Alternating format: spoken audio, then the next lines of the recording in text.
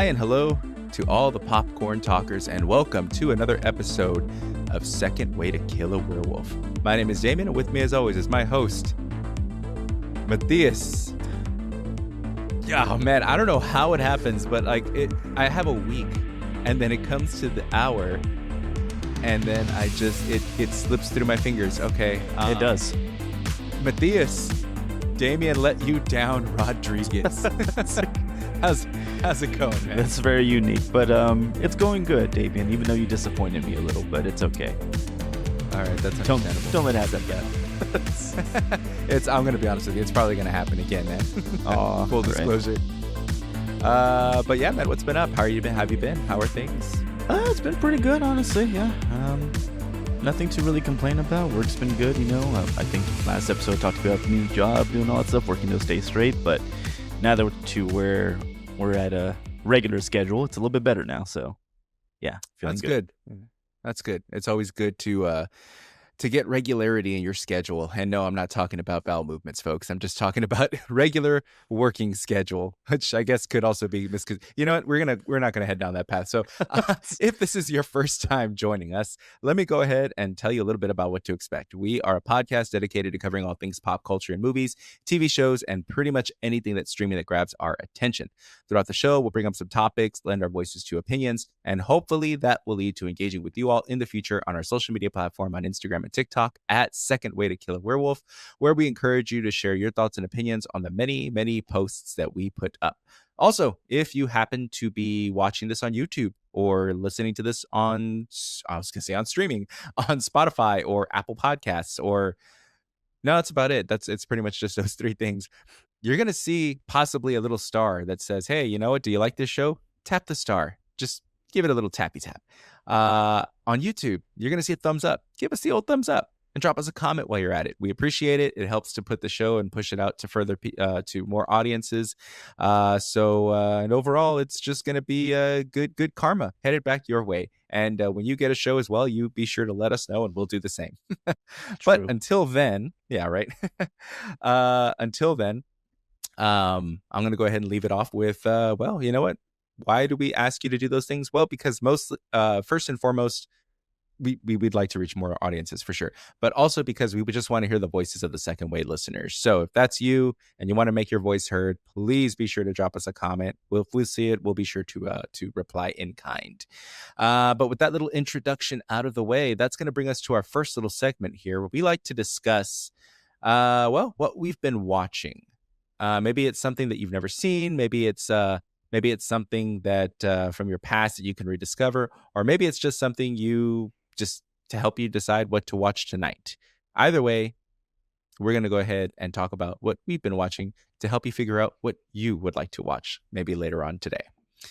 So that said, I just recently saw this little gem of a comedy movie that I hadn't seen in a while. And I think I saw that it came out in 2007. And that's probably why, because there haven't been any comedy movies since 2007.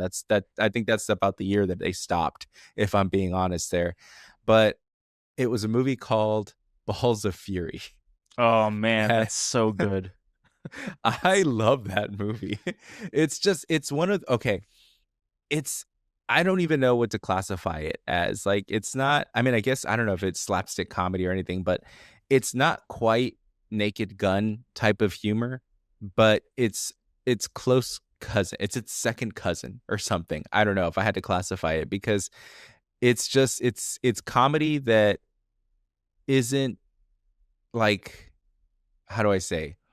Like jokes like, like, well, Shirley, you can't be serious. I am. And don't call me Shirley. It's not jokes like that, but it's borderline kind of jokes like that. But it doesn't take away from the narrative of the movie pushing it forward. Like, the jokes don't like take you out of the movie, like a Spaceballs, which I appreciate, when he says, like, tell them I said to comb the desert. You hear me? Comb the desert. And, the next thing you see is giant like combs just literally combing the desert.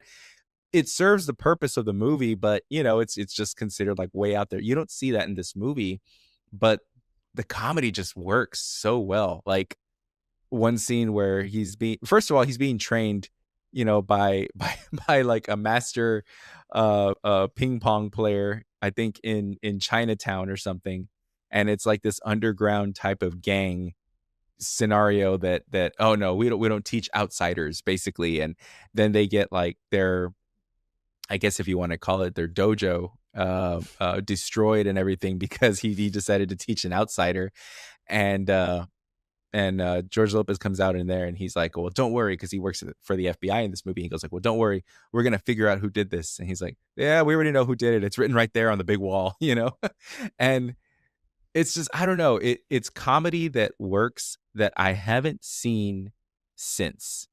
I mean, of course, I say that in 2007 was a long time ago, and I'm sure there have been a lot of other comedy movies. There really have been, but you don't really see movies like that anymore. And if you do, they're just they're not done very well. So Mhm. this movie just really helped to just I don't know, brighten up my day. Not that I was like down or anything, but I was having a moderately good day. This one just like took it up a notch for me because it was able to just make me laugh. And it was a movie that I've seen before. It cracked me up. But I don't know. I got a reaction from you on that, so I'm guessing you've already seen this one, right, Yeah, I Medusa? mean, you pulled something right out of the vault of movies that are very specific to my comedic taste that I can't really like point to too many people who probably know it as well. Like I put Balls of Fury in the same way as like same categories like oh, like a movie that shares the name almost, Blades of Fury, the one with Will Ferrell, and also Dodgeball. I Yeah, kind of put it in that category of like those sort of like funny sports movies, really.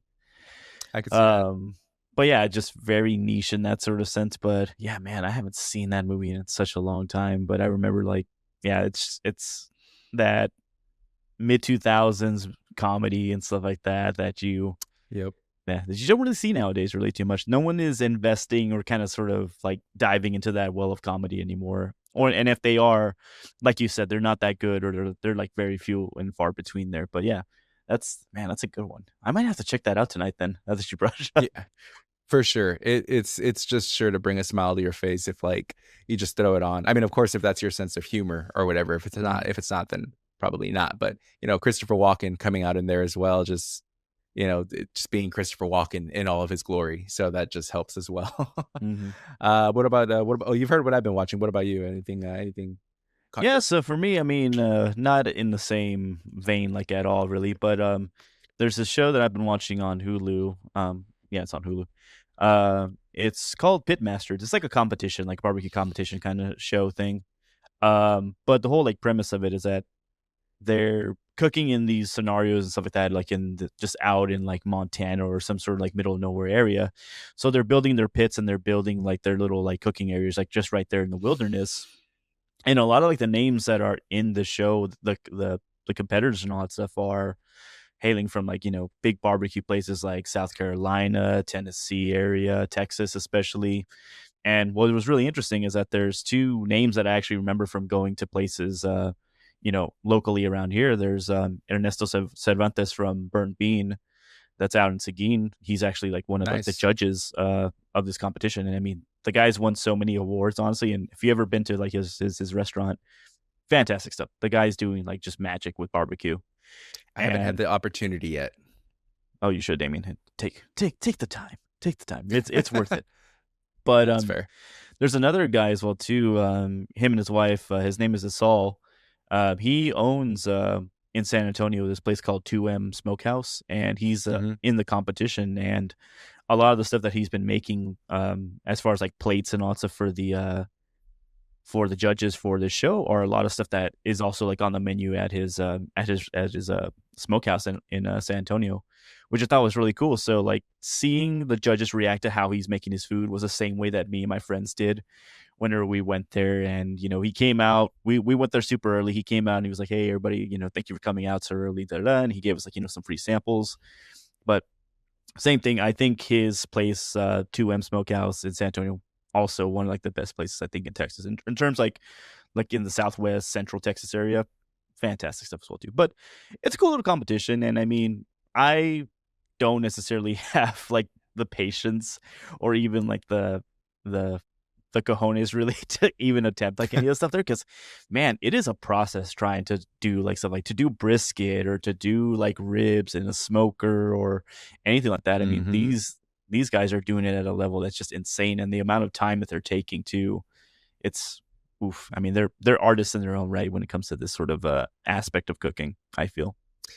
Yeah, I mean, when you're a pit master like myself, Here we go. and humble brag, it's just no, I'm kidding. It's funny too because me and my brother-in-law, we have this like just anytime one of us does any grilling or cooking or anything like that, we just pretty much put down the other person's food on a regular basis. It's nothing personal. It's just funny. It's just like I think even giving compliments. I think I gave him a compliment one time with I tried some of the ribs or something, and I was like, man, let me tell you, these were the best average tasting ribs that I've ever had in my Jeez. life. Like, and he's just like, whatever, that or he'll come back with like, hey, so you're grilling, right? And be like, yeah, I'm gonna be throwing down on the grill. He's like, okay, cool. Do you think we'll have time to get pizza or like just in case? I mean, no pressure, stuff like Nice. that. But it's always funny. It's a healthy relationship he and I have. But yeah, it's pretty funny. But yeah, no, that sounds cool. I've seen the little thumbnail, I guess if you want to call it that or whatever, on Hulu.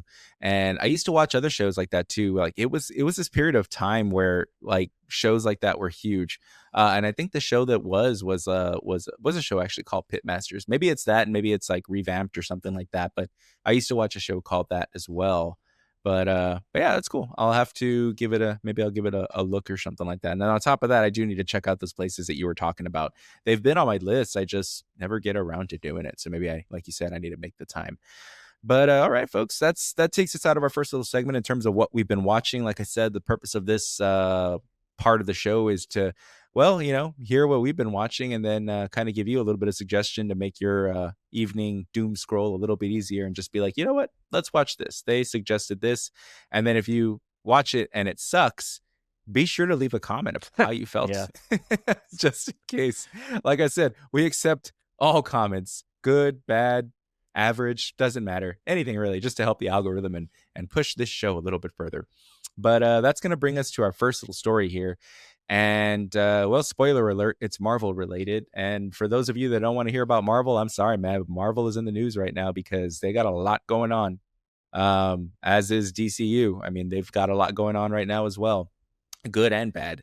So that said, in terms of Marvel news, well, we've seen and witnessed the rise of some key celebrities that are starting to just gain that star power and recognition. And by that, I mean, right now, we'll speak on two of them from this huge hit phenomenon of a movie, Obsession.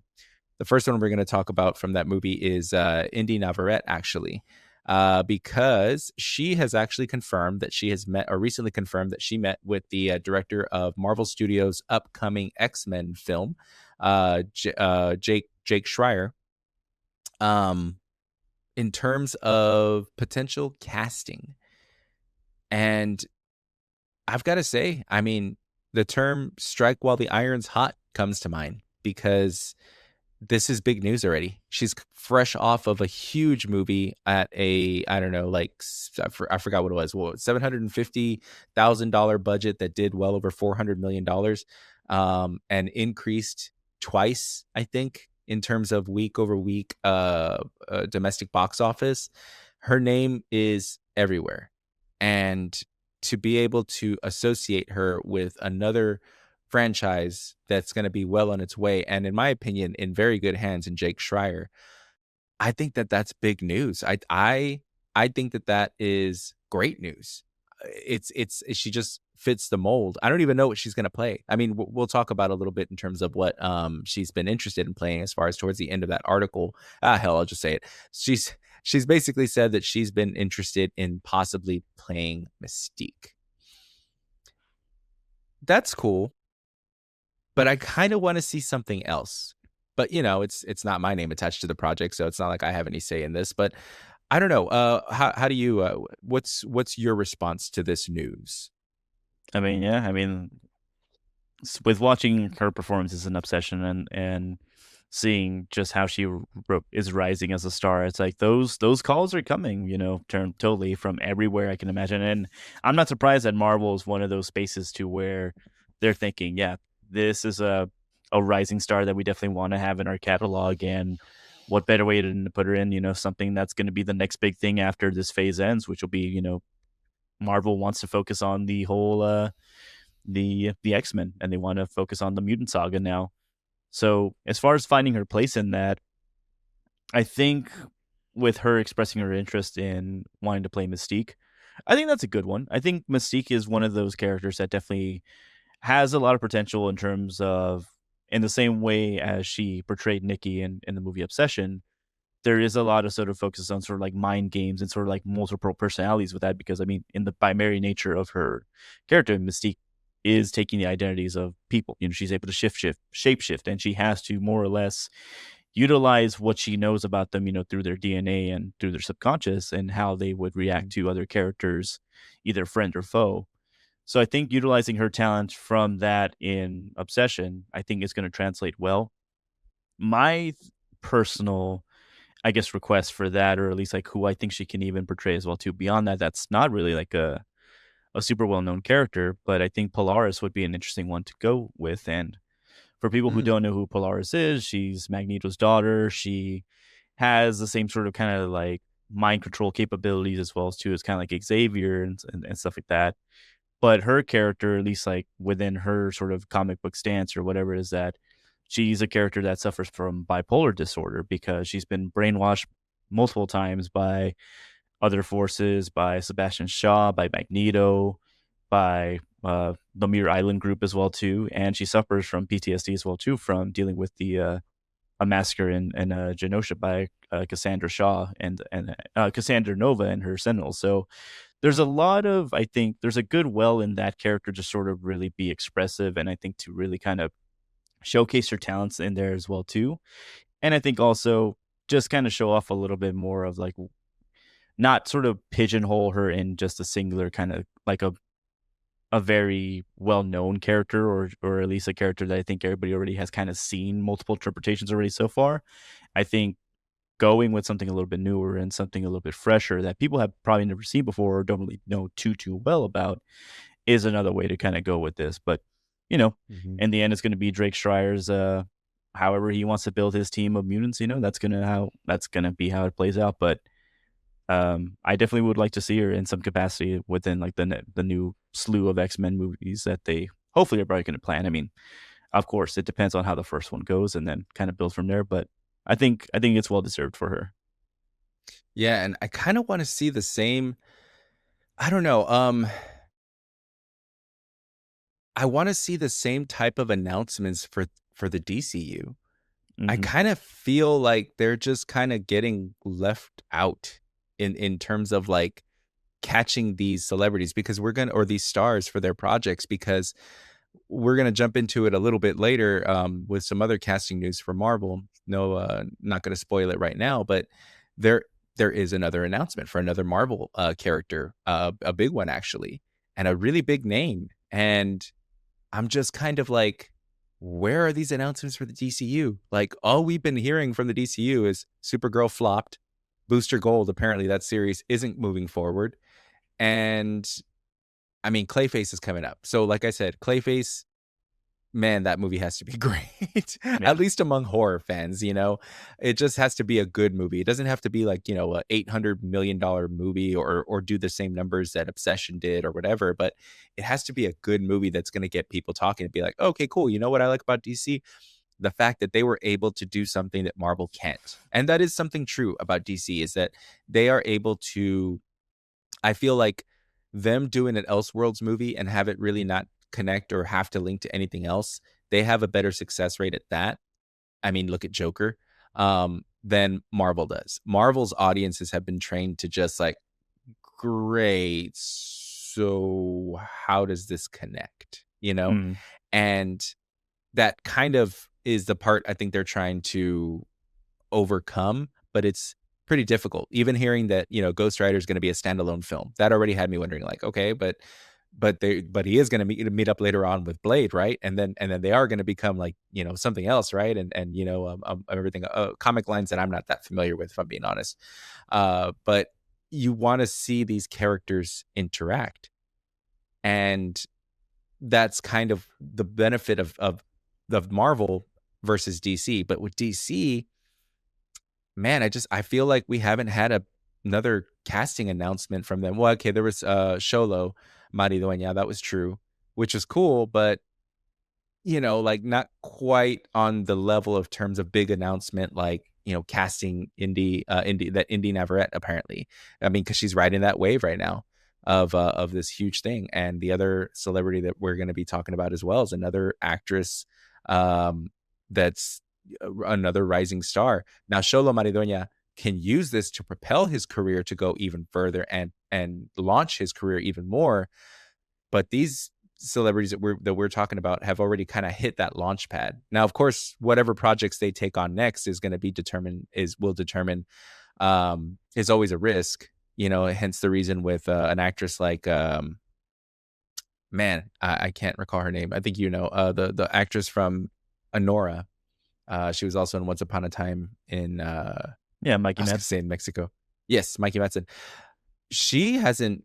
I mean, there might have been some conversations about maybe. I don't know if she's gonna be interested in joining a superhero universe. I don't know. She may or may not. I feel like she might be pretty picky about what role she takes. She won an Academy Award, so her next project she may decide like I don't want to commit to a 10-year type of run, Hmm. and maybe that's pretty much what these types of commitments are nowadays for these Marvel films and DCU films and everything. So maybe that would stop her. But I'll tell you what, if DCU could find the right character for her to play, I mean, that definitely puts some star power behind that to help get some more recognition, because that's what it is. You want to bring more eyes to your projects. David Cornsweet, great. That movie came out, the announcement came out, the casting, it did what it did. Now where are we? The next ones are Batman. The next one would be Wonder Woman. But they need to cast like they don't need to cast people that are already established, but the key is they need to catch some of these celebrities on the way up.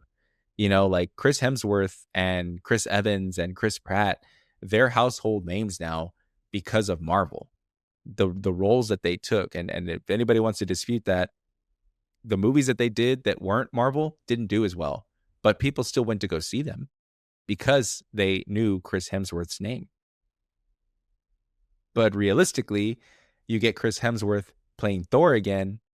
I mean, that's just what it is. That's just the other conversation that we had in terms of, is it celebrity or is it IP? Nowadays, it's both. But to get both, you need that launch pad. And Marvel was that launch pad for these actors. So yeah, I feel like DCU needs to start making some casting calls, making some announcements and things like that. I'm not saying panic mode, but or try to like be reactive to what Marvel's doing, but definitely start getting something in the works, because the other announcement that people were excited about was when Jason Momoa came out excited because he had a conversation with DC, and this was like 3 years ago. And he was like, he was excited. At this point now, we know he was playing Lobo. Well, Lobo came and went, and unfortunately, Supergirl bombed. What else you got? You know? So it's the long game.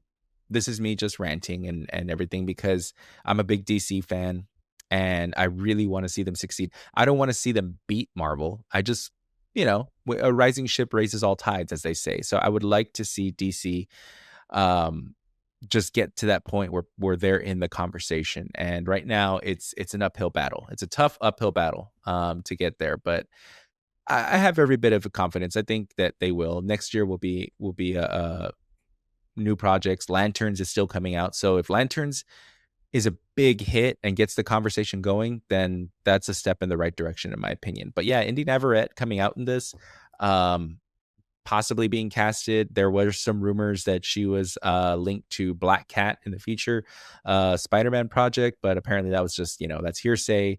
Um, I wouldn't be surprised if we end up seeing her playing Mystique after all this is said and done. But I don't know. What do you think, Matthias? If she doesn't play Mystique, who do you see her potential? Well, you already said Polaris. Any other names come to mind? I wouldn't. I think those are the only two. I mean, I was thinking at 1.2 Psylocke as well too would have been a pretty good one. It's true. I feel that's I know a more physically I think demanding character. Not saying that she can't do it, of course, but that is I think another one that I thought of as of late. Don't really see her as Rogue. I think I Yeah, me have neither. I have someone totally really different in mind for Rogue. I feel, but no, I mean this is it's great news. I mean, prior to what she was doing with Obsession, I mean, she was like doing like streaming like video games and all that stuff prior, and like walking people's dogs, and now she's being tapped to play somebody in an X-Men film. And to go from that, just that those two different elements, I mean, that's amazing to hear. So I hope something good is planned for her within like the Mutant Saga. I hope that that's going to be something that is definitely stuck in, because we all know what sometimes happens with these Marvel announcements. It's that plans are made for future films, or that they'll appear as this character or whatever, and then sometimes it doesn't happen because of X, Y, and Z. So I just hope that this is one of those cases of like, yeah, hopefully it's mostly true.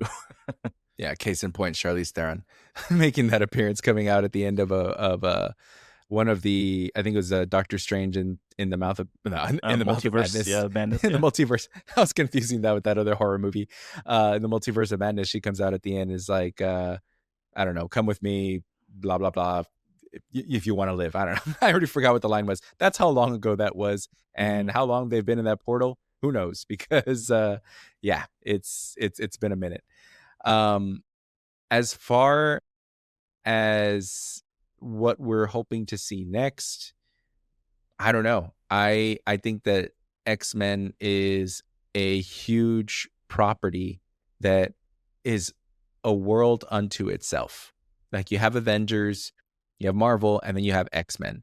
I mean, X-Men was the first property that came out in the year 2000 that just grabbed eyes. Don't get me wrong, Blade was the first. I mean, okay, I'm of the modern era, because yes, I am aware that there was an Incredible Hulk show back in the like 1980s or so, and all that stuff that predated. But for the sake of argument, Blade was the first one, in my opinion, that really got the ball rolling for Marvel.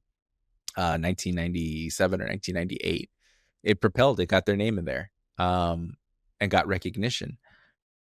And then time moves on, and it evolved even more, and here we are, just waiting to see who the next major celebrity is that's going to be a part of this universe, of this world. Because like I said, where I was going with that before was it was Blade, and then X-Men in 2000, and then from X-Men, now here we are with Avengers and everything like that.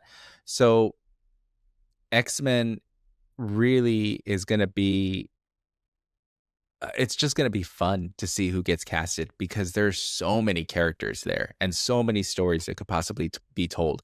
I mean, we've already heard other rumors as far as playing the part of Magneto, was the Adam Driver was another name attached potentially. That ended up just being rumor. It was already, Kevin Feige came out and said, like, it's becoming an annual thing. We have a meeting with Adam Driver. We pitch an idea. He says no, and we move on. So, it is what it is. That would have been interesting, though, to see him. I totally could have seen him play the part of Magneto. But speaking of celebrities getting roles, this isn't going to be Marvel, but it's another celebrity, or another a star from the movie Obsession. And apparently he's in early talks to join Brendan Fraser and Rachel Weisz in the long-awaited franchise return of The Mummy. And that's awesome. I mean, that is really cool. I mean, to think that these actors that came out in this film, Obsession, small budget, like I said, I mean, yeah, $750,000. Don't get me wrong, that's life-changing money for me, but but in the grand scheme of the world and how it works in terms of movies and how they're made and budgets, when you are competing with other movies that have like a $250 million budget, Fast and Furious, I'm looking at you. It's very impressive when a movie that had 750,000, anything in the thousands, and was able to do $450 million. That just says that you had a great idea. The execution was done very well, and you had actors and cast that and workers that believed in the project.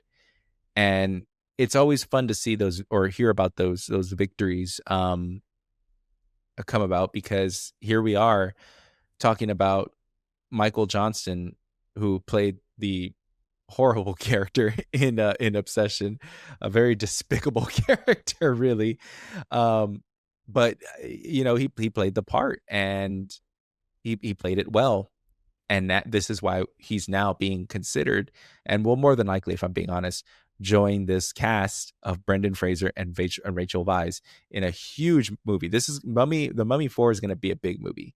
I think so. I think that nostalgia is going to win, and I think that people, especially bringing back Rachel Weisz and then Brendan Fraser as well, because he's been winning lately as well. Like he's been on this, I want to see him do well tour, basically, from the movie The Whale that got him recognition again.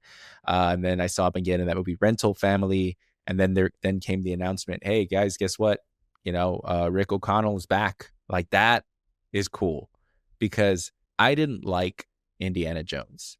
I wasn't an Indiana Jones guy. I just never was. Never did anything for me. Pisses me off.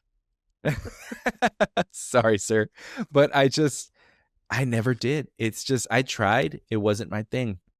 But The Mummy, I like that. That just, it spoke to me better. It was just a more fun, enjoyable movie to me overall. And yeah, people will probably have a differing opinion. Probably a lot of people, because I know a lot of people hold Indiana Jones very dear to their heart.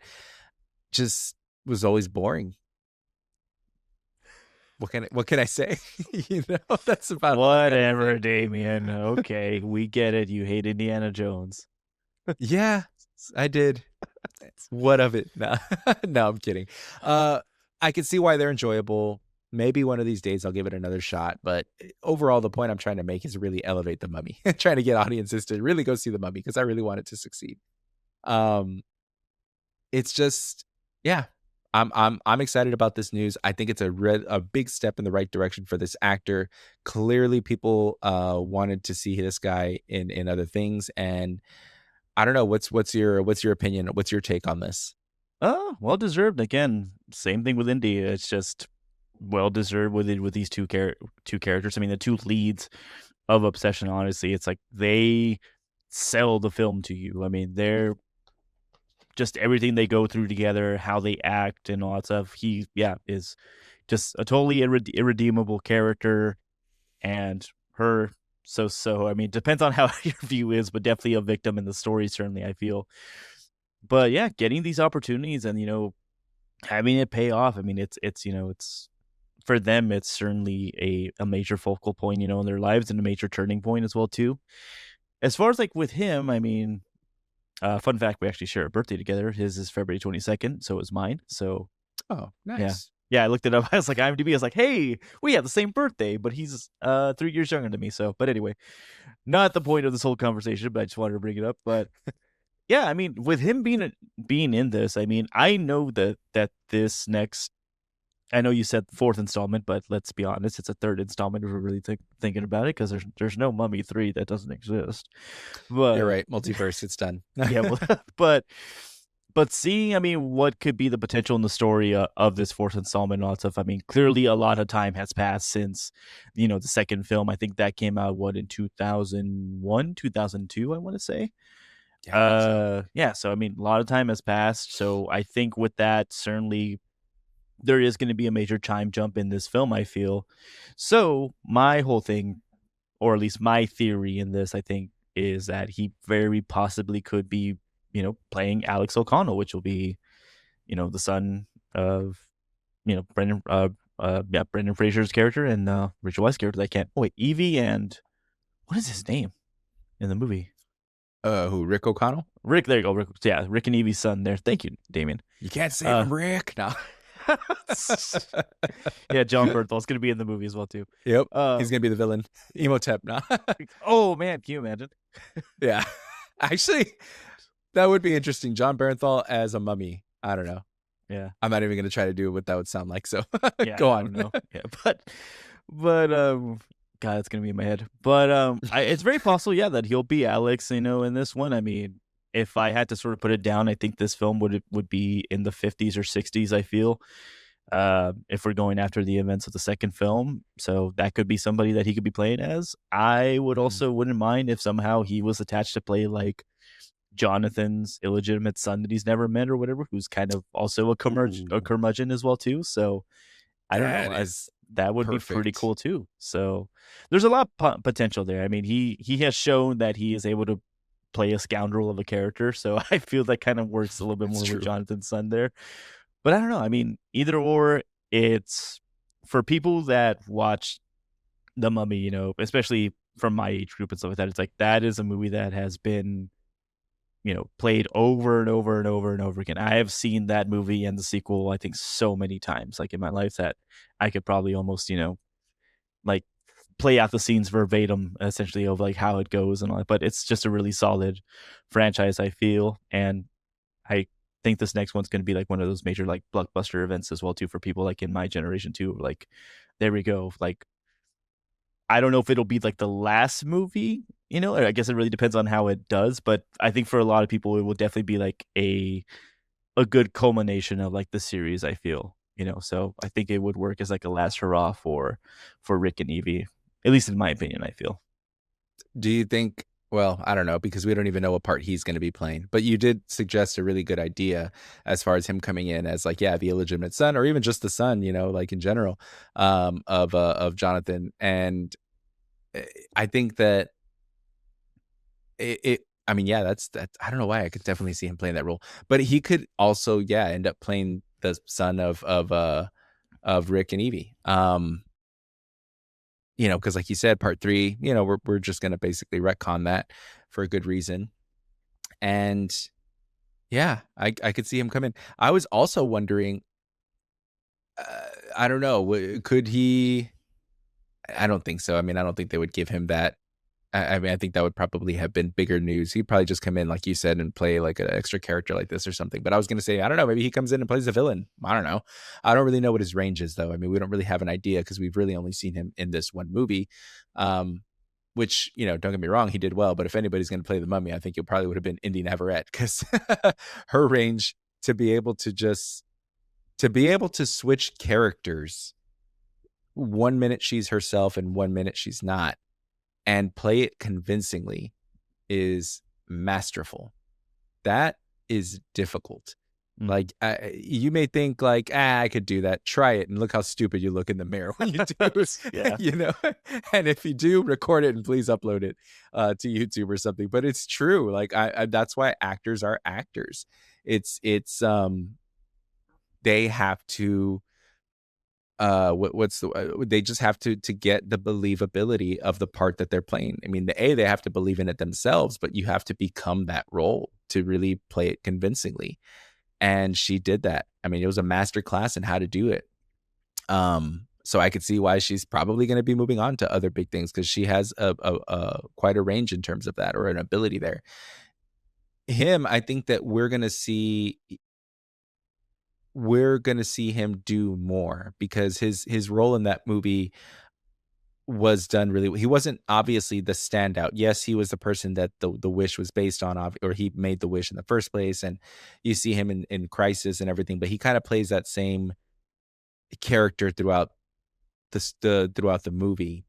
There's not a whole lot of range. I made a wish. I don't know what's going on. What is this? This isn't what I wanted, but still sees it through. Scoundrel basically, as it were. So he played that well. So I don't know. I think that him coming out in The Mummy potentially is a huge step in the next direction for him as far as what he's going to be, what his future will be in Hollywood. But I have no doubts that he is going to have a good future in Hollywood, especially with the star power that he was able to get from Obsession. But it's a tricky game. I mean, look what happened to Brendan Fraser, huge star at one point. And then unfortunately, in the blink of an eye, life takes a turn, or circumstances unfortunately unfold the way that they do. And he was not getting roles anymore, which is another reason I'm so happy to see him coming back out and just dominating again. And for, the just the positive energy that he has is now hopefully and will continue to be returned to him tenfold. But it all has to do with also the next project that you take on. That's why there's so many, especially after people win their Academy Awards. Maybe they were going to do a movie for 3 million and then they win that Academy Award. And it's like, no, you know what? Remember when I said 3 million? I didn't mean it. I meant 10 million now, and they have that right. It's not, you don't get what you deserve. You get what you negotiate. at the end of the day, and that is a big part of this movie industry. It's fun to watch these movies behind the scene, or as an audience member, but to be in that world is is it's a whole nother thing, and it's part of the reason why. I mean, don't get me wrong, if I were to ever become a famous actor and get a bunch of money, yes, of course, anybody in their right mind would probably say yes. But it's also part of the reason I've never really had that much interest, because in a sense, because it takes away from the magic. It's like looking behind the curtain and just seeing the politics and the way things are really done and everything behind it. It just takes away from the magic. And I don't want to see how the trick is done. I just want to be amazed at the show, of a magician, basically, for the most part. But it's great news. I'm happy for him. I think he's on to great things. I think Inde Navarette is on to great things. And I look forward to seeing what other projects they're going to be doing in the future. But that said, speaking of the future, if you are a Henry Cavill fan, no, he's not returning as Superman, but he is coming into his passion project, which just took a major step forward in Amazon's ambitious Warhammer. And is it Warhammer 40,000? Is that just the full name, or is there some trick? I knew this was going to happen. No, you don't say it like that. You say 40K. I knew it. I should have it's like saying like that band Dead Mouse, and people say like Dead Mouse 5 or something. Yeah. And I was like, I knew I was going to say it, but I know who would know. Matthias. He won't let me down. He won't make fun of me, but he did. So, but no, it's true. And honestly, yeah. Ambitious Warhammer 40K. And I was going to say 40K. Oh, why didn't I just say 40K? Anyways, Warhammer 40K universe. And they have brought on the acclaimed filmmaker, writer Mike Flanagan aboard of this project, which I am happy about, because I'll be honest with you, aside from me saying the name wrong, I don't really have a whole lot of interest in this. Warhammer, I think, is going to have to be one of those things that when it comes out, all of a sudden I'm going to be pulled into the lore and I'm going to want to know everything about it. I didn't know anything about Game of Thrones. I didn't read the books. I saw the series, loved it, rewatched it, all 8 seasons. And I'm a fan. Not so much lately of House of the Dragon. I know, which is kind of controversial at this point, because a lot of people are just like, oh my God, this is epic, is the greatest television ever lately. I don't know. They take too long in between seasons. I don't care. By the time the next season comes on, I'm like, well, who's this? And, so I'm not going to say. When deaths happen in this series, why should I care? Like, other people probably be like, oh man, oh, I can't believe that happened. And to me, I'm just like, who's this person again? Why do I care? Anyways, maybe I need to rewatch it. I'm not taking away from their performances. Amazing performances. I'm just griping because by the time things happen, I already forgot who these characters were, and I've already lost the attachment to them. So I don't know. Go figure. Is that affecting their, success? No, not at all. But I just wanted to say it. Back to Warhammer 40,000. No, I'm kidding. 40K. Mike Flanagan's name being attached to this gets my interest, because masterful storyteller, amazing job in character development, and just getting you to care about the character, just getting you to care about these characters. So him attached to a project like this, which I understand is a huge deal, not just him being attached to this, but the project itself, and the fact that this is Henry Cavill's passion project says a lot as well. I'm interested to see how this plays out. But Matthias, I am not well versed in Warhammer. So before you give your opinion on the news about Mike Flanagan, why don't you walk us through what exactly Warhammer is and what this brings to the table, if you don't mind. If you Let could me be so just kind. bring out my. No, just kidding. It's I'm going to tell you first off, like with Warhammer 40K, it's a dense amount of lore. First and foremost, it's a lot, because it's not easily explained, but in a nutshell for everybody, essentially what Warhammer 40K is that it's basically a grimdark sci-fi universe that's set in the 41st millennium.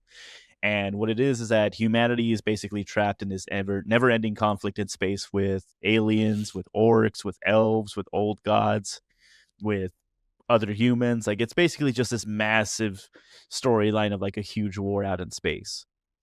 And there's different factions to kind of take into account. There's the Imperium of Man, which is essentially like a hyper religious human empire that's ruled by the God Emperor, and there's this other faction known as the Chaos Gods that essentially are ever surrounding the human element in the universe, and pretty much control this other dimension that's known as the warp, which is pretty much like space hell, I guess you can say.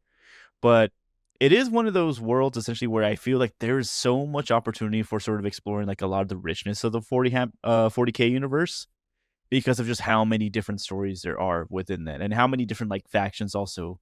Because for anybody who likes not only just like sci-fi but also like medieval high fantasy and all that stuff, like there's that too as well too, because we have the sci-fi element with like the Necrons, who are like crazy robotic skeleton pharaohs essentially, and the Okay. Tyranids that are like these locusts, these alien locusts that are swarming the galaxy. There's also like orcs, like in the traditional sense, like if you've ever played like World of Warcraft, there's like that type of orc, and there's also like these elves as well too. So it's a mixture of all these different things, because of course it started out as like a tabletop game back in the 80s. But all that to say is that there is a really good YouTube video by a channel called Warhammer Explained that goes into sort of like the beginner elements of like the Warhammer 40K universe. I would definitely like recommend people to watch that, because it's a lot. Like there's people that are right, like I'm talking tomes of like lore for this stuff. But I'm very glad that it's happening.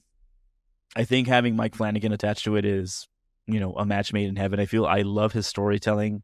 I love how he handles like ensemble cast as well too, and how he's able to sort of really work everybody's creativity into it. Hmm. Henry Cavil, who's a big 40K fan, who also confirmed in an Instagram post, I think a couple of days back, that he's also going to be not just producing it but also involved in it as a starring character. As Hmm. far as who he's going to play, I don't know. He could be playing one of the Space Marines. He could be playing Titus. He could be playing a Primarch. Who knows? Uh, and also United Artists is also going to be helping produce the show, which United Artists is responsible for a lot of like great TV shows and movies as well too. So all the elements are here for this to be really cool. I'm just a little worried about how they're going to sort of make this approachable to people. Because for me, like how it worked, like I never really cared about like tabletop games or anything like that at all. It wasn't until I went to high school and college with people who played a lot of that stuff, who did like those tabletop games, that's how I got Hmm. into Warhammer 40K. But it's a lot. Like, I mean, and there's no easy way to kind of like really explain it to people and stuff like that, just because it's such a dense story and lore. And even playing the game itself there's a learning curve to it. So the biggest challenge for Amazon here is, how do you make this digestible to like the general audience, or for people who've never even heard or even care about this universe? That's going to be the biggest thing that I want to see. It's like, how do you make this approachable? But hey, Yeah. Mike Flanagan's here, so he's going to be in charge to try to do that as much as he can. Uh, yeah, but that's all I got to say really about that. But no, it's a cool little universe. Definitely check it out, like through YouTube or whatever, like read up on the lore, because I think it has something for everybody there. Like if you like high fantasy, if you like sci-fi, if you like horror, if you just like, big armored guys with big guns shooting at aliens, it's there for you as well too. I think there's something there. So you just got to search for it on yourself, and then just kind of, dive into the pool is the best way. It has my interest. I mean, based on that description alone, yeah, right away, Henry Cavill, Mike Flanagan, I'm in. I things like that can go one way or the other though, because I love things like that, and I did not like Rings of Power. I know season 3 has been announced. They made a big display at the San Diego Comic Con in Hall H. Couldn't care less. They were like, But I "Oh, do. Gandalf is." Yeah, I know you do. I just, I just, I don't care. I want to care. I'm jealous of you. Like, I want to care. I like Lord of the Rings. Lord of the Rings. I love the lore and all of that, and all that fun stuff. But I was so disappointed with it. Season 1 just really messed me up, man. I was like, this sucks. And then season 2 came out, and I was just like, this sucks less. And then now season 3, I guess, is like, hopefully I'll be able to be like, hey, this is a good show. Yeah, Um, you just say it's but okay. Yeah, it's the best. To quote the barbecue comments that I make, this is the best average show I've ever seen in my life. It's a shout out to my brother-in-law. Um, I, yeah, I just, yeah, I didn't care about that, but I do like that type of stuff. So I am looking forward to this show when it finally does come out. I like that Mike Flanagan is attached. That definitely gets me to want to pay closer attention to see Mm. more stories that are coming out around it. And I can't wait till the first trailer to really give me an indication of what this show is going to be about. But speaking of shows, you know what show's not going to get a second season? uh, yeah. So if you liked that show, Wonderman, and honestly, a lot of people did. A lot of people liked that show, Wonderman. Had a Rotten Tomatoes critic score of 91%, actually, and a Rotten Tomatoes audience score of 87%. People liked it. You had Yahya Abdul-Mateen, who was the lead or one of the lead actors in there, and of course Sir Ben Kingsley. Um, Yahya Abdul-Mateen received an Emmy nomination for this show. So you would think, hey, we're gonna renew this. I mean, we got something on our hands here. Let's go ahead and roll with this. Nope, no, no, nope. Stop there, because even though it actually was originally renewed, Marvel did actually say, yeah, hey, you know what? We're gonna do season 2. They took that back and just recently said, yeah, no. And if I'm not mistaken, I think Yahya Abdul-Mateen or one of the creators, somebody associated with the show, came out and said like, "Hey guys, this isn't it was a creator, I think director or so, or I forget, um, and just kind of came out and said, this isn't a work, this isn't a promotional stunt, it's straight up is canceled. For those of you that love the show, we loved it just as much." And, I guess, devastated by the news, blah, blah, blah, yada, yada. And unfortunately, that's what happens in Hollywood. Um, I don't even think that they made this decision. I mean, okay, they definitely didn't make this decision because it was like, well, audience didn't like it. They weren't there for it. Clearly they were. I liked it because it was something different. I didn't love it as much as some other people, but I loved the dynamic between Ben Kingsley and Yahya Abdul-Mateen. I loved their dynamic. It just worked so well for the show. It had a feel to it that was superhero, but it kind of had superhero meets that show on Apple TV, The Studio. It just Yeah. had that vibe, and it worked so well. And I was like, yeah, this is great. This is allowing Marvel to kind of do something that isn't just strictly related to the general MCU. They decided that's not the direction that they want to go. I think that overall the cancellation wasn't because the show as itself wasn't good. I think it just didn't fit the projection. It didn't fit the master schematic of where they want to go. In their old leadership that they had, like I said, where it was produced as much as you can, as fast as you can. Now they have a little bit more control, not a little bit, they have a lot more control over what projects get greenlit and what direction they're going to go. And they're going to take it from there. And I guess it's better to just cut it now before it gets harder later, or maybe you paint yourself into a corner that's like, how does this relate? Like, that doesn't make sense. This backtracks this, I guess. I don't know. Because creatively, I thought it was a great show. Strategically, maybe it wasn't the right move. I don't know. What's your opinion on this? Yeah, I mean, this is one of those things where I'm like, it's like I understand that the greater aspect of the Marvel universe is contingent on like overarching stories and like big names being revealed, and it's sort of culminating into like this huge event, towards the end of the phase or whatever.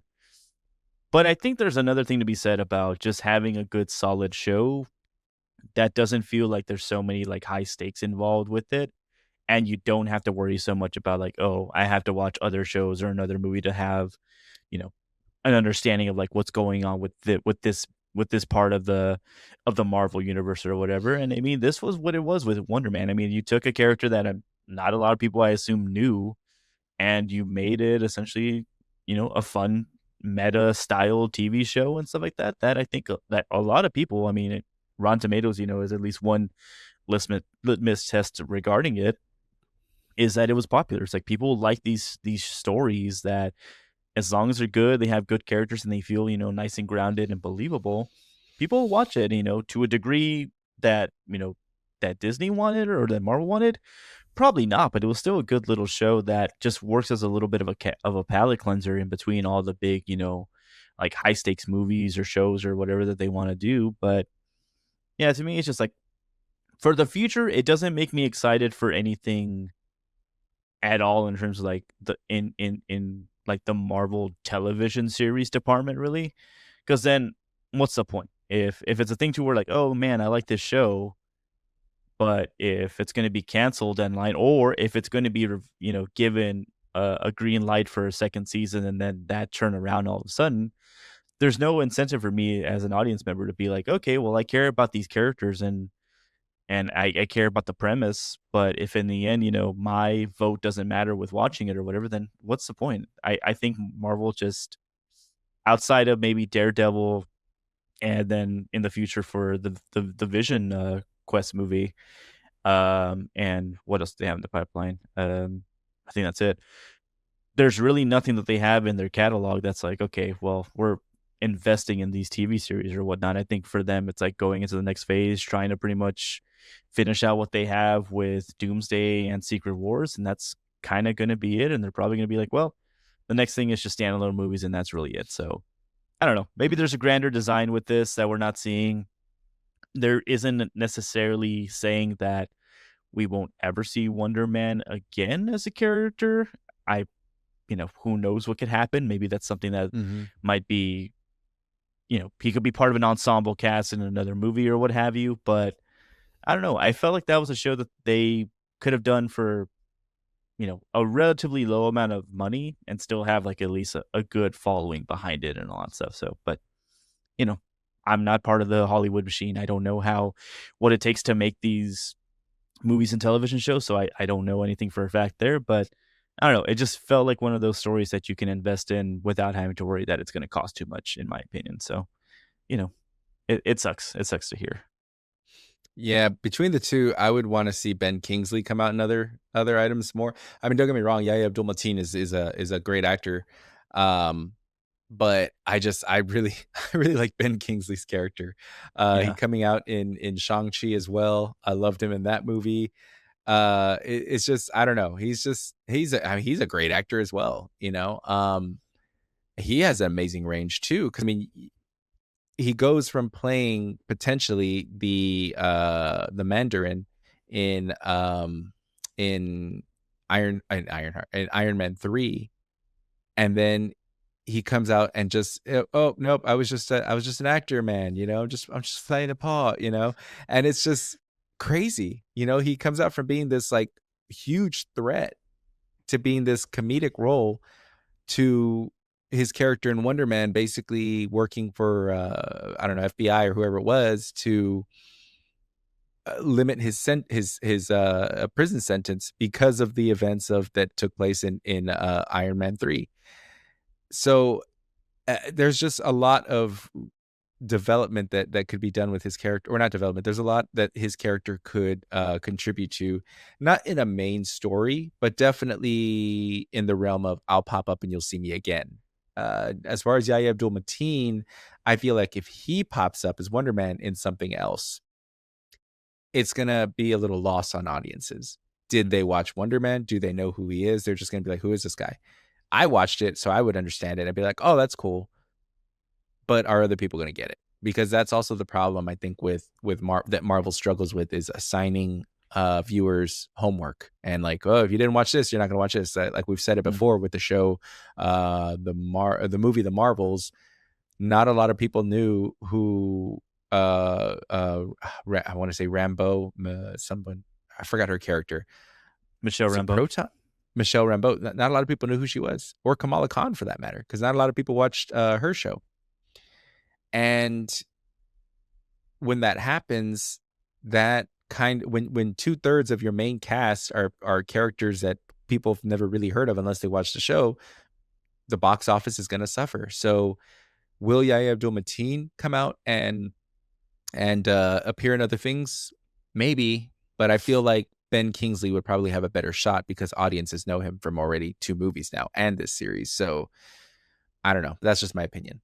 But lastly, folks, like I said, I told you we were going to be talking about Marvel. It's just been Marvel this and Marvel that in the news because, I mean, they're making headlines, I guess, with some of these things. Some good, some not so good. Uh, but this one falls under the category of not so good. Anybody that is excited about a Blade movie coming out soon, please take one step forward. Not so fast, Mahershala Ali. I'm sorry. But yeah, unfortunately, he's already come out and confirmed it's dead. It's dead. Project's done. I'm not moving. I'm not doing this anymore. I'm moving on. They can do whatever they want, basically. Um, I'm not a part of this project anymore. Very disappointing. And it's just, it's known. Kevin Feige knows. He even admitted. I mean, and how often have you ever heard a huge studio head admit a failure? So I give him credit for coming out and doing that. But yeah, he admitted like Blade was a failure. I mean, they announced this movie in 2019. At the same time, if I'm not mistaken, that they announced Shang-Chi. Shang-Chi came out, did its thing, and now it's been years since Shang-Chi came out. But at least it came out. Blade was just always a theory. And we would hear news about it here and there. Like there was I think one of the latest things or one of the most recent rumors about it was that costuming was given to sinners or something along those lines because it was Blade was apparently going to be a period piece set in the 1920s or 1930s, somewhere around there. So the costuming worked well for sinners. So I think the costume artist who was working on that was able to get her hands on those because of that. And there might be more details of that I'm missing, some like just summarizing from a story that I read, like, I don't know, a year ago by now or 2 years ago. It's unfortunate because Mahershala Ali wasn't some brand new actor to the game. He's a very well established 2-time Academy Award winning actor. Marvel had this in their hands and they just couldn't put it together. And I think similar to Wonderman, it's not the cancellation because people weren't there for it. It's the cancellation because I think strategically they couldn't find a way to incorporate this into the world, into the broader picture, especially with Secret Wars and with Doomsday. They couldn't do it. And by the time they were probably able to figure it out, because make no mistake, it will come out. There will be a Blade movie. Maybe not for another 5 years, which by then, Mahershala Ali just unfortunately wouldn't be able to play that role for 10 years after a 5-year wait. It's just, it's just that long-term commitment, which he was already committed to. It's disheartening news because I was really looking forward to see what he could do and what direction they would go, especially now with this day and age. I loved Wesley Snipes in Blade, for sure. Respect to that always, to those films. But I would really like to have seen what Blade looks like in this day and age with these effects, with all of this, with these storylines, with these comic lines and everything like that. And is it going to connect? Is it not going to connect mildly? Is it going to be its own thing? I don't know. A lot has happened in CGI and special effects and all of that since the days of seeing the blood god blow up in Blade 1 with Deacon Frost. I would like to have seen who's going to be the big bad against Blade. There's been some Spider-Man comic runs, series as well, animated series that had Blade and Spider-Man, Morbius.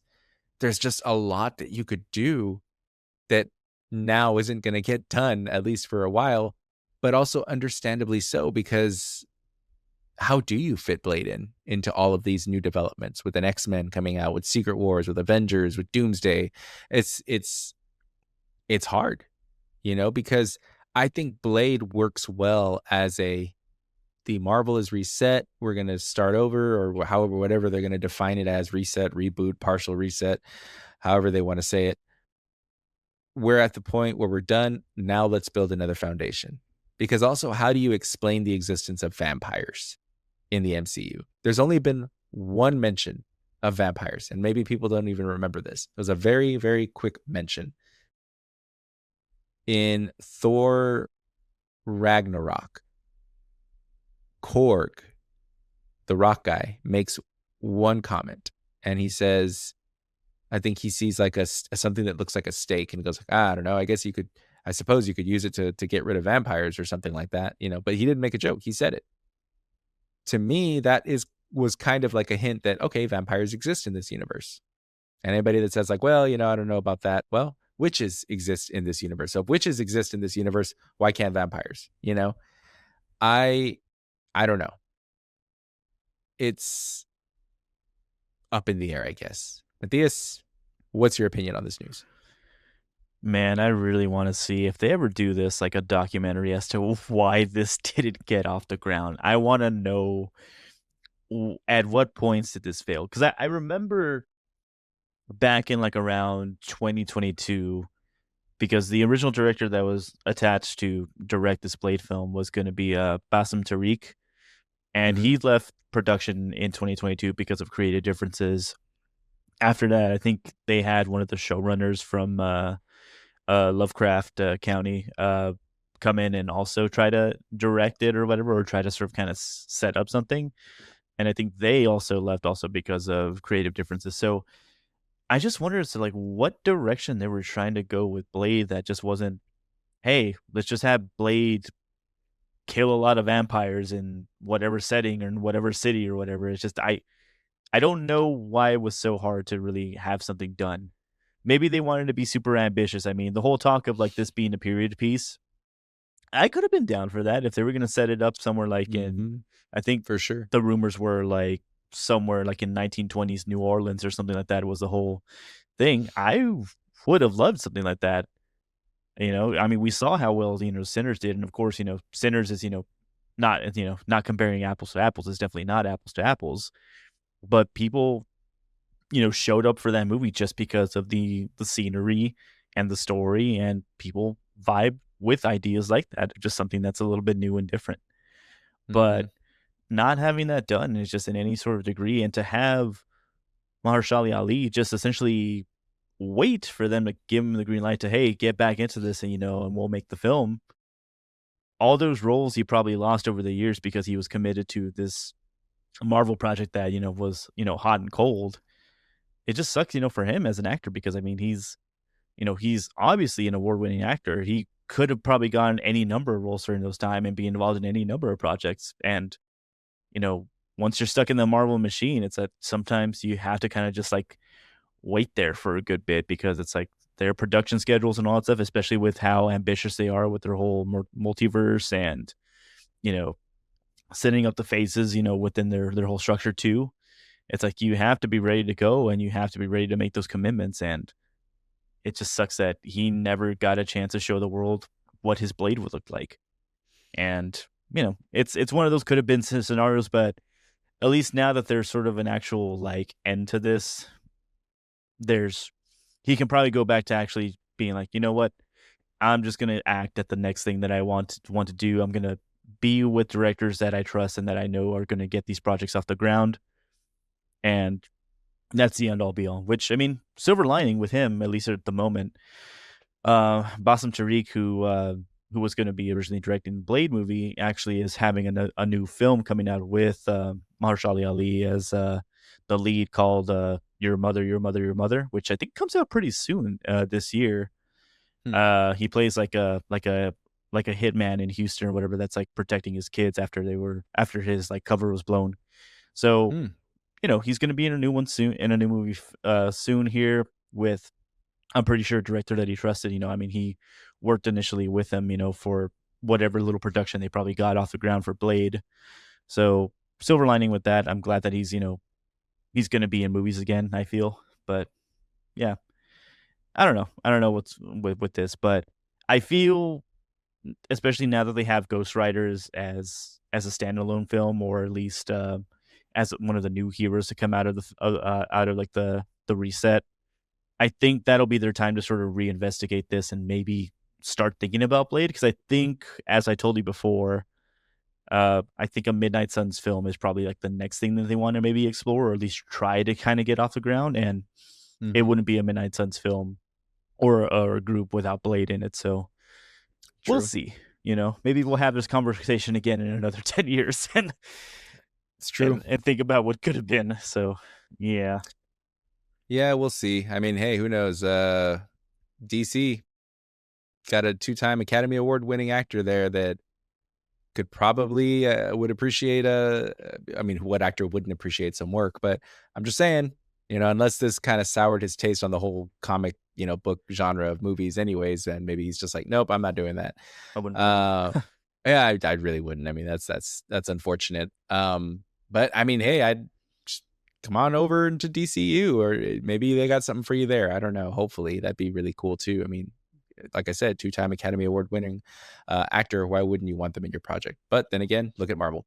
So speaking of Marvel, this is going to be our last story because wow, I didn't realize putting this together. It's like it's been everything Marvel, basically. Oh, DC has a show, Jimmy Olsen, that's going to be coming out. So Yeah. Marvel, that's like great. A show, like why? It's I don't know. It's weird though. Aside from that, it's funny that DC has had more success with their series. Well, I say that and more than Marvel, but not really, because I mean, if you were going to go back to Loki and WandaVision, then well, I mean, aside from those two, I don't really know any other series that really were that successful. So I'm going to say, if Lanterns is great, you've got Lanterns, you've got Creature Commandos, and you've got Peacemaker season 1 and season 2. I can honestly say I appreciate those more than the series for Marvel, with exception of WandaVision and Loki. I might be missing one, but either way, it's just interesting that DC does series really well and Marvel is just obviously doing movies really well. But okay, Superman was a good movie. I know I give it a lot of crap. It was a good movie. Just wasn't quite what I was hoping for. Supergirl, entertaining, not captivating. It's still early. I think I'm being stubborn. I'm just being a baby about things, if I'm being completely honest, but I'm allowed, damn it. Yeah. uh, but anyways, so Marvel has another casting announcement that we talked about earlier, and it involves an actress that honestly, I have noticed her since the first thing that I saw her in, which was I think it was called The Babysitter or Babysitter. I think it was called The Babysitter. Samara Weaving. If you haven't seen that movie, folks, and you're a horror fan, check it out. And part 2. That's a great movie. I don't know. She has a presence there that definitely just it's kind of like there used to be this series a long time ago. It was called Two Guys, a Girl, and a Pizza Place. And it starred Ryan Reynolds. I don't remember the other 2 actors that were in that series, but I knew Ryan Reynolds when I saw him in that show, and I was like, this guy's going places. There I was, 10-year-old kid, just saying, this guy's going places. I don't know how old I was when that series came out, but he just had this presence about him. That's kind of the way I feel about Samara Weaving. She's just got this presence that works for her. And when I saw that movie Babysitter, I was like, yeah, she's going to be a star. And then sure enough, after that, she did another movie called Guns Akimbo. Great movie. Another great movie that if you haven't seen it, you need to check out. Then she did a movie called Mayhem. Great movie. If you love action horror, check it out. Then she did Ready or Not and Ready or Not Part 2. And most recently, I think it was called Over Your Dead Body. If you haven't checked it out, Amazon Prime Video, I think you can rent it for like $5.99. Her and Jason Segel, it's a great movie about a relationship that just is, I guess, dead in the water. No pun intended. You'll see if you watch that movie what I'm talking about, but I don't want to spoil it. So just watch the trailer if you think it might be for you, and you're like, this is mildly entertaining. Check it out. Point is, she is another rising star. And what does Marvel like to do? Well, they like to cast rising stars and catch them, while strike while the iron's hot. And they have before, when I was writing about this report, it was that she was in discussions with Marvel in terms of taking on the role of Emma Frost in the X-Men and Jake Schreier's X-Men universe. No, discussions are done. She's locked in. She is now cast as Emma Frost. Perfect casting. Once again, just like the Ryan Hurst situation with him being cast as Kratos, I never even considered. Well, I mean, to be honest, I wasn't really thinking about the next X-Men universe, thinking who's going to play Emma Frost. That thought never crossed my mind. But the actress who got chosen to play Emma Frost got me excited about the character of Emma Frost because I'm a fan of Samara Weaving. She's a great actress. I love that she's been in so many action horror things. I'm a fan of a Scream Queen, Lupita Nyong'o again, great Scream Queen. I think if she does another horror movie, that pretty much solidifies her in that. Jamie Lee Curtis. I like to see. I'm a horror fan, so what can I say? Matthias, you heard this news. What's your take on this?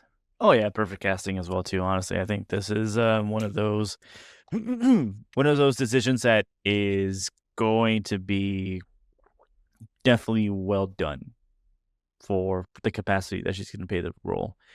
I hope that they do stick with her being a villain rather than her kind of having a little bit of a switch up after in sort of the later bits of her comic series too, where she kind of is more of like a superhero and kind of like a friend to the X-Men. I would Mhm. definitely prefer Emma Frost to kind of just stay as the villain that she is in the early part of her X-Men career. I feel just because I think it suits her, and I mean, I feel we already have a lot of focus on sort of like superheroes really as of late, and like people, like good, happy-go-lucky, heroes, that are infallible. I'm more interested to see like what villains are going to look like in the next phase, and if we're talking about Emma Frost in it, I again would rather her like stick to that like facet of her character. But I know I think this is a good choice overall there. I think I'm definitely mostly impressed by like her roles like with Ready or Not. I think those are like my favorite films to watch her in just because she's a very dynamic, kick-ass character in that. Uh, Mhm. I didn't see over your dead body. I saw the trailer and I was like, okay, this is a cool concept. I wanted to check it out. So that's a Yeah. movie I need to check out there as well too. But no, I think yeah, this is a good role for her. Yeah, I think she's gonna absolutely rock it. More violent than I thought it was going to be. Uh, the Over Your Dead Body, surprisingly. And it's what you see is not necessarily the whole story of what you get for that movie if you've seen the trailer. So I think you'll be I think you'll like it. I liked it. It was a good movie. The ending, not quite what I would have imagined. I probably would have gone in a different direction, but it didn't ruin my enjoyment of the movie. I think totally worth it to rent it and check it out. But yeah, no, I'm looking forward. And I didn't mention she was also in the intro of Scream 6, I believe, as well. Oh yeah. Um yeah, she was there too. So she has a lot of horror titles to her name, which, I always appreciate. Uh but overall, yeah, I think that this is going to be an interesting experience, and it makes me wonder with Jake Schreier's take on the X-Men, and I do trust his take because I really I after rewatching Thunderbolts like twice now, it's just such a great movie. I had my doubts about it at first. I was like, yeah, I don't know about that, but you know what? No, it worked. It was a great movie. It's been one of my favorite ones that has come out recently. And like I said, I say I liked it more than Superman because they both came out at about the same time. And I was just like, there I was, DC, like, oh man, here we go. And I was just like, yeah, I think I liked Thunderbolts better than I thought that I like Spider-Man. I mean Superman. I don't know. I'm looking forward to eventually when we get more casting and announcements and Batman and Wonder Woman and all those start to fall out down the line for DC. But Samara Weaving being in the X-Men universe, I'm excited about it. The only thing that I'm wondering about though is with this whole soft reboot type thing, because we're getting the old school X-Men in Secret Wars and Doomsday. I think that it's going to be a final farewell to them. I don't think that they are going to make it past Secret Wars. in some way, shape, or form. I don't know how. And this is, I know nothing. I have no insider information or anything like that. I'm just saying that my biggest question is, how do you introduce the X-Men in this soft reboot, I guess we'll say, at post Secret Wars? Because that's where, I don't know, is that where they're going to be all introduced? You know, we see Inde Navarette and Emma and Samara Weaving there after, you know, Secret Wars has done its thing and we're in the soft reboot form. Because then it's like, okay, so we just saw the X-Men and now we're going to see another X-Men, but this is a soft reboot. So they're in the same universe, but they weren't a part of the universes that were fighting in Secret Wars in Battle World. How does this work? I don't know. That's a big mystery right now. And I'm sure they've got a plan. I'm sure they do. If this was the old days, I'd probably say like they don't know what they're doing. But I'm sure they've got a plan. I have some theories. I have some thoughts. In a post-Secret Wars world, the only way that I could think, and I had in my notes here, was that I think that, so the audience is going to remember the old timeline, but it's going to be fit to where a new reality is shaped that mutants have always existed in the main MCU. I think that's the best way you can do it. You don't need an explanation. You don't need to really to go like too into depth. There doesn't have to be this story that like it all started with this mutation and then we all hit, I don't know, you know. A new reality is post Secret Wars, and it's just that everybody, like I said, the audience remembers, but the new reality is that the mutants have always existed in the MCU in that universe. The other way that they could possibly do it is you start small and you use that as your launch pad into introducing mutants a little bit at a time into this universe. And this post world is where they start to take shape and one at a time. And then you start building the X-Men universe instead of having to have it already built and introduced one by one. Those are the only ways that I could really think of. Chances are, I think it's going to be, they're going to go with the easy way. And it's just, something's going to happen. The convergence is done. Battle World is over. However it is, I don't really know anything about it, to be honest. But what's done is done. And the new universe that we have, which is the whole purpose, because now the multiverse will be done, is just going to have the mutants existing as if they've always existed. And then no further explanation needed. And then you could just continue on with stories. But I don't know. What about you, Matthias? Do you have any suggestions on that? Or do you kind of agree on that?